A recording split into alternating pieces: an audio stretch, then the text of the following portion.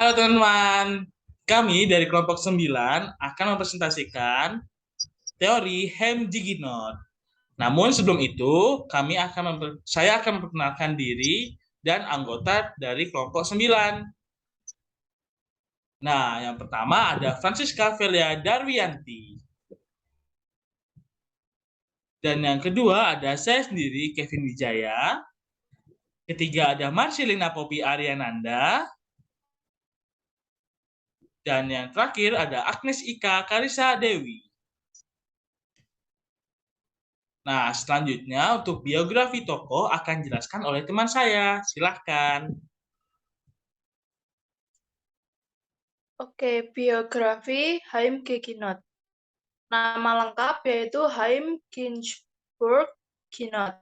Lahir di kota Tel Aviv yang merupakan ibu kota dari Israel pada tanggal 15 Agustus 1922. Pada tahun 1948, Haim Gegenot lulus dari sekolah guru di Universitas Columbia. Kemudian mendapatkan gelar master pada tahun 1949. Lalu ia melanjutkan belajar psikologi di universitas yang sama, yaitu Universitas Columbia, dan mendapatkan gelar doktor dalam psikologi klinis pada tahun 1952. Haim Gegenot merupakan seorang guru sekolah, psikolog anak, psikoterapis anak, dan juga seorang pendidik bagi orang tua. Haim Gegenot sudah menjadi guru sekolah dasar mulai pada tahun 1947.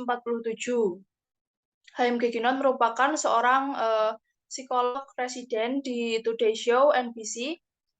Ia juga merupakan seorang penulis kolom surat kabar sindikasi mingguan Antara Kami. Ia merupakan profesor psikologi di Sekolah Pasca Sarjana di Universitas New York. Haim Gegenot juga memberi kuliah dengan menjadi profesor klinis di program pasca doktoral di Universitas Adelphi. Haim Gegenot ini juga aktif menjadi konsultan untuk organisasi pendidikan, ilmu pengetahuan dan kebudayaan Perserikatan Bangsa-Bangsa untuk Kementerian Pendidikan Israel. Haim Gegenot menulis beberapa karya dan buku dengan judul Between Parent and Child, Between Parent and Teenager, dan Teenager and Child. Haim Gegenot wafat pada usia 51 tahun, tepatnya pada 4 November 1973 dan dimakamkan di kota Kibbutz Sa'ar HaGolan di lembah Yordan, Israel.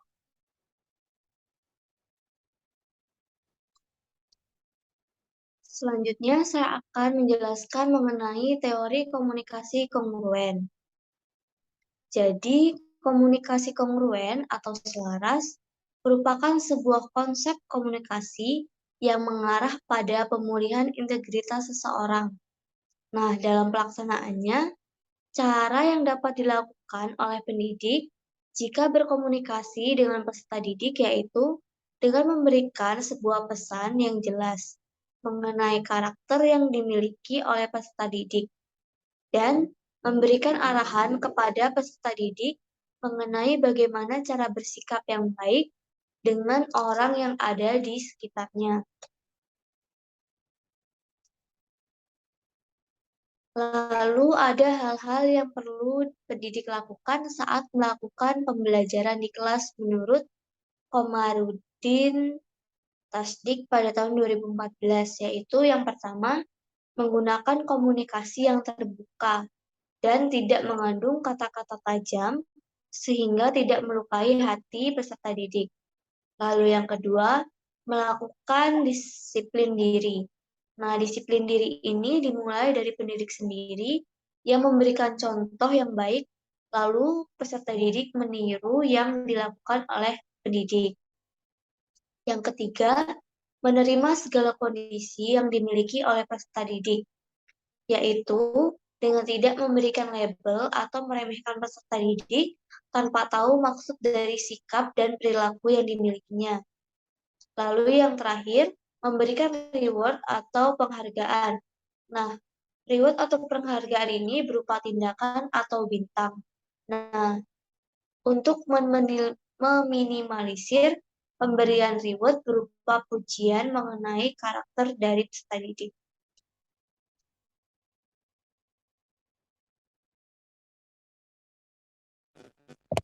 Baik teman-teman, selanjutnya yaitu implementasi teori pendekatan Haim-Giginot dalam pembelajaran di SD.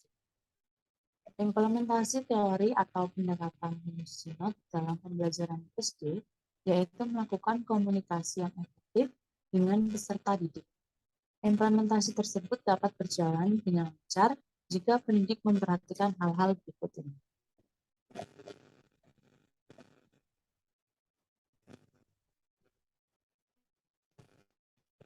Yang pertama, menggunakan komunikasi kongruen yang terbuka, harmonis dengan perasaan siswa tentang diri mereka sendiri dan lingkungannya, dan tanpa memberikan ungkapan tajam. Kedua, mempromosikan disiplin diri bagi pendidik dan peserta didik. Ketiga, menerima dan mengakui seluruh peserta didik, baik ditujukan dengan sebuah tindakan maupun komentar. Keempat, menghindari pujian evaluatif yang fokus pada karakter siswa dan menggunakan pujian apresiatif. Yang kelima, menghindari mengirimkan you message dan menggunakan I message untuk mendeskripsikan bagaimana sebuah perilaku mempengaruhi masa pesan. Kemudian yang keenam, mendemonstrasikan perilaku terkait mereka atau yang berkontribusi terhadap lingkungan kelas di mana kerja sama siswa diundang bukan diundang. Kelemahan dari komunikasi kongruen ini tidak berguna ketika terjadi perkelahian atau ketika siswa mengancam siswa lain dengan senapan ataupun pisau. Ginot juga tidak mensintesis ide-idenya ke dalam model manajemen yang baik. Guru harus menggunakan ide-idenya sebagai teman saja terhadap model lain yang berkedudukan lebih kuat dan model-model manajemen kelas yang sudah muncul.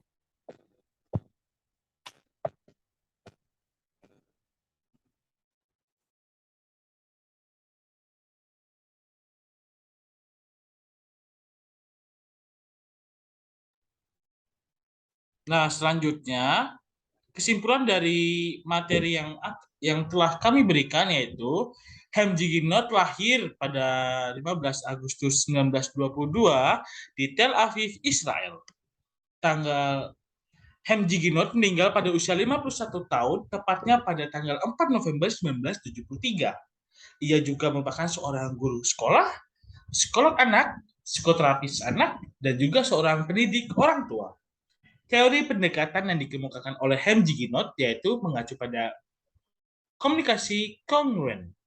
Pendidik dalam implementasi teori atau pendekatan Haim-Giginot dalam pembelajaran di SD yaitu melakukan komunikasi yang efektif dengan peserta didik. Nah, selanjutnya, saran dari kelompok kami dengan disusunnya makalah ini diharapkan dapat memberikan pengetahuan baru mengenai teori belajar dari Haim-Giginot.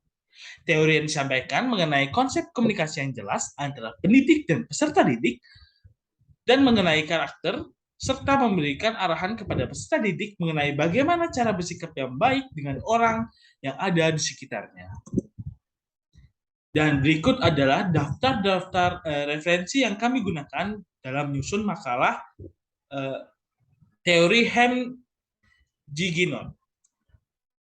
Nah, selanjutnya yaitu ada pertanyaan dari berbagai macam kelompok, ada 8 kelompok, dan untuk kelompok pertama akan saya bacakan dan kemudian akan saya jawab. Untuk kelompok pertama, pendekatan yang dibahas kelompok kalian berkaitan dengan bahasa. Nah, di sebuah sekolah tidak menutup kemungkinan memiliki anak yang memiliki kesulitan dalam bahasa atau berkomunikasi. Pertanyaannya, berdasarkan masalah tersebut, bagaimana cara penanganan yang tepat sesuai dengan masalah tadi berdasarkan teori ini? Nah, untuk menjawab hal tersebut, penanganan yang dilakukan menurut teori Haim-Giginot berdasarkan masalah dari seorang anak yang memiliki kesulitan bahasa atau berkomunikasi, yaitu ada dalam buku Haim-Giginot tentang hal utama yang dapat dilakukan yaitu diawali dengan membangun komunikasi antara orang tua dan anak. Mengapa? Karena jika komunikasi yang dibangun itu harus berdasarkan sikap menghormati dan keterampilan. Artinya, tegur atau sapa tidak boleh melukai harga diri anak maupun orang tua ataupun sebaliknya. Jadi, komunikasi di dalam keluarga mempunyai peran yang sangat sekali penting. Karena cukup menentukan pada kebiasaan anak untuk kelancaran bahasa yang baik ataupun buruknya bahasa yang disampaikan anak kepada orang lain. Kemudian, kelancaran anak dalam berkomunikasi meningkatkan anak dalam merangkai bahasa ataupun kata-kata. Jika komunikasi tidak jalan dari awal, yaitu dalam keluarga, anak akan kesulitan menyusun dan menyampaikan bahasa yang baik serta komunikasinya tidak akan berjalan secara efektif. Selanjutnya, selanjutnya yaitu kelompok 2. Menurut Komarudin Tasdik pada 2014 berpendapat mengenai hal-hal yang perlu pendidik lakukan saat melakukan pembelajaran di kelas, yaitu salah satunya dengan menggunakan komunikasi yang terbuka dan tidak mengandung kata-kata tajam, sehingga tidak melukai hati peserta didik. Jadi, seorang pendidik harus dapat berkomunikasi dengan baik dalam saat pembelajaran. Pertanyaannya, tapi bagaimana jika guru tersebut berasal dari suatu wilayah tertentu yang berbeda dengan karakter daerah dari saat guru mengajar?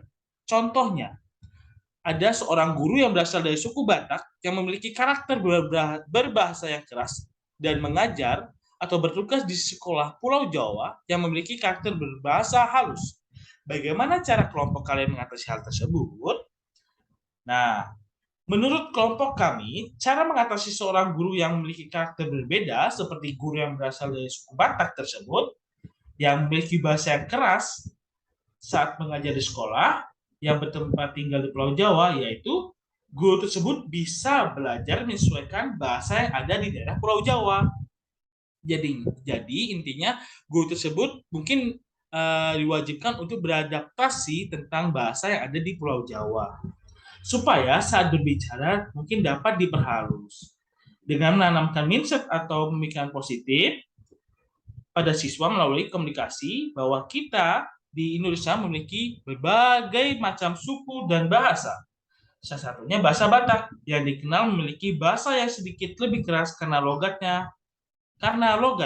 Sehingga siswa juga bisa belajar memahami guru dan dapat saling menyesuaikan. Selanjutnya, untuk kelompok 3 akan dijelaskan oleh teman saya.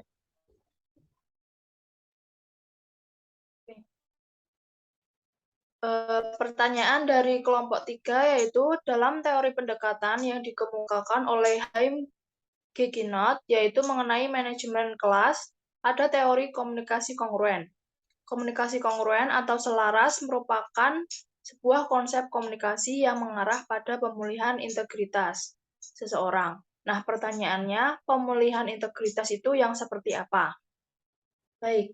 Yang dimaksud pemulihan integritas di sini adalah upaya-upaya untuk memulihkan mutu, sifat, dan atau keadaan yang menunjukkan kesatuan yang utuh sehingga memiliki potensi dan kemampuan yang memancarkan kewibawaan dan kejujuran. Nah, seseorang yang memiliki integritas pribadi akan tampil penuh percaya diri, anggun, dan mudah terpengaruh oleh hal-hal yang sifatnya hanya kesenangan sesaat. Lalu dalam pelaksanaan pemulihan integritas, pendidik dapat melakukan komunikasi dengan peserta didik mengenai karakter yang dimiliki oleh peserta didik tersebut dan memberi arahan kepada peserta didik mengenai bagaimana cara bersikap lebih baik kepada orang di sekitarnya. Selanjutnya, pertanyaan dari kelompok 4. Jelaskan secara singkat saja contoh konkret di lapangan mengenai implementasi teori tersebut. Oke. Contoh yang pertama yaitu guru dapat memberikan contoh terkait sikap disiplin, misalnya datang dengan tepat waktu, mengumpulkan tugas tepat waktu, lalu melakukan piket sesuai dengan jadwal.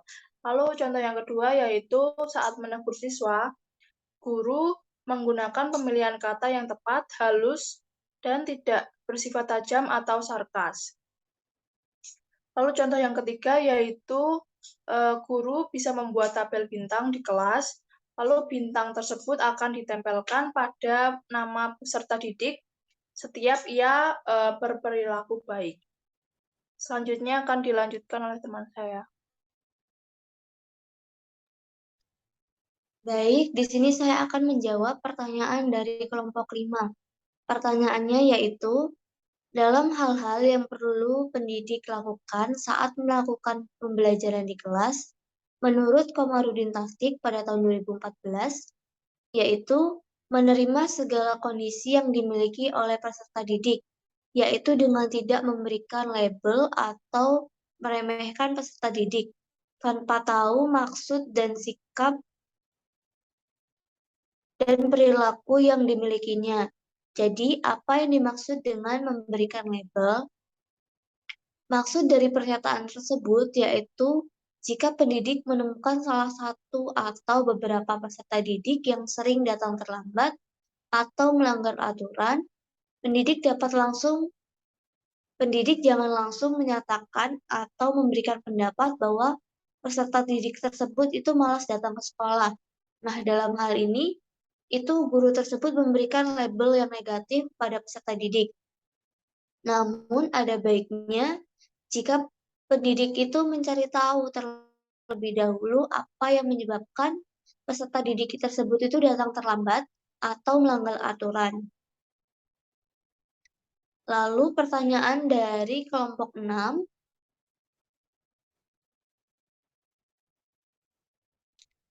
yaitu menurut kelompok Anda, apakah teori Hamjiginot efektif jika diterapkan pada sistem pembelajaran SD, khususnya di Indonesia? Jelaskan alasannya. Nah, menurut kelompok kami, teori ini dapat diterapkan dalam sistem pembelajaran di Indonesia, karena program pembelajarannya yang disusun bertujuan untuk mengedepankan aspek sosial anak, seperti rasa saling peduli, menghormati, dan menghargai. Lalu dalam proses pembelajaran di kelasnya juga pendidik menempatkan diri sebagai pendidik yang terbuka, menjadi teladan, motivator, dan inovator yang baik bagi peserta didik.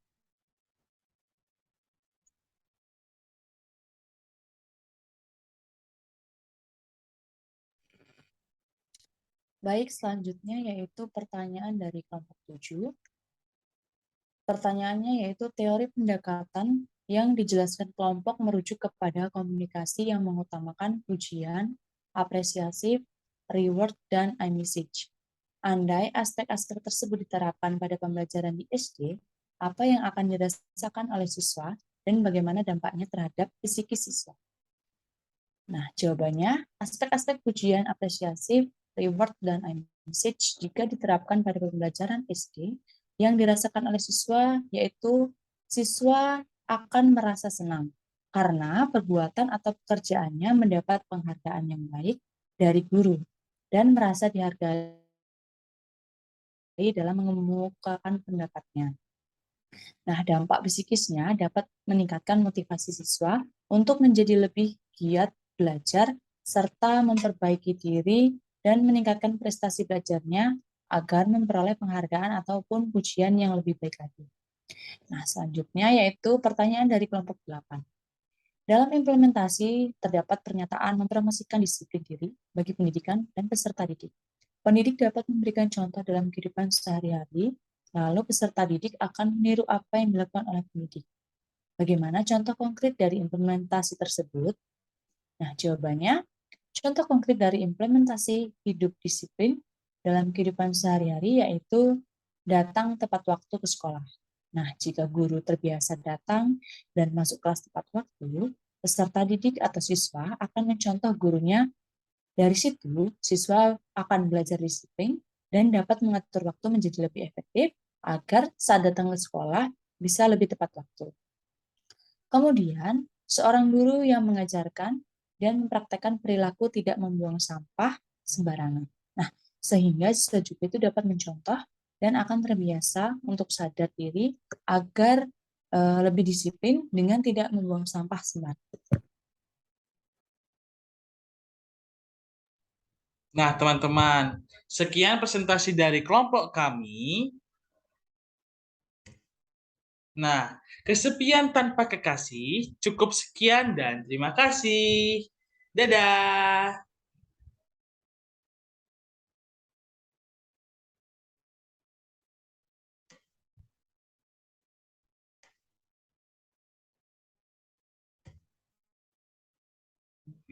Hmm.